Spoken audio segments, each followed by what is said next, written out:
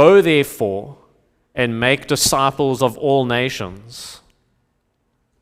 The therefore over here matters. If you're a Bible drawer, make little lines. The therefore is the thing you're supposed to circle.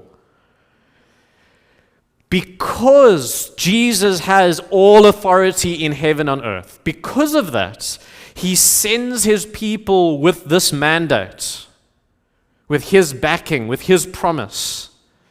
So listen, our mission here in Burlington, the reason we exist, it doesn't rest on the kind of cultural opportunity or the majority approval. It doesn't rest on the cultural moment we're in where we might be in favor or out of favor. It doesn't rest on institutional strength. It rests on the risen King's command.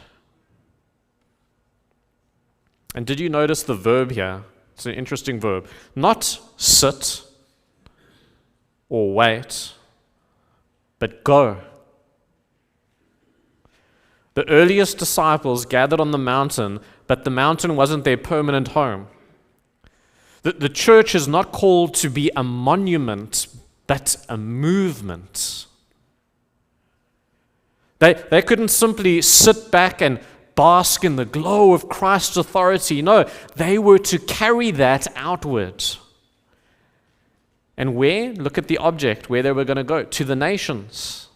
Now, by the way, we're used to that language, but the first hearers, the disciples, that kind of would have jolted them at first.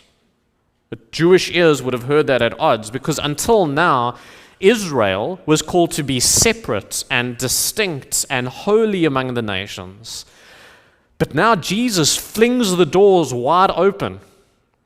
The covenant wall of separation's torn down. The God of Abraham is the God of the nations.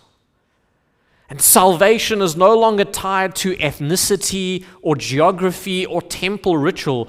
All nations. This means there's no ethnic superiority, no cultural monopoly, no nation exempt. And then see here the task, make disciples.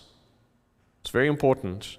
Not just converts, not just church members on a roll, not just sympathizers who kind of, nod politely to Jesus. Disciples, learners, followers, apprentices, men and women who reorient their whole lives around Jesus' authority and teaching. This is slow, costly, life-shaping work.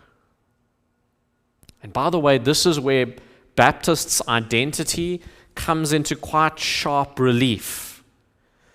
Because we believe that the church is composed not of nations as political entities. We don't think the church is made up of families as a biological unit. Baptists have always believed that the church is made up of disciples.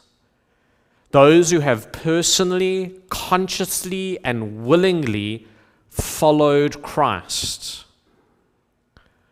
So what that means is evangelism, not birthright, grows the church.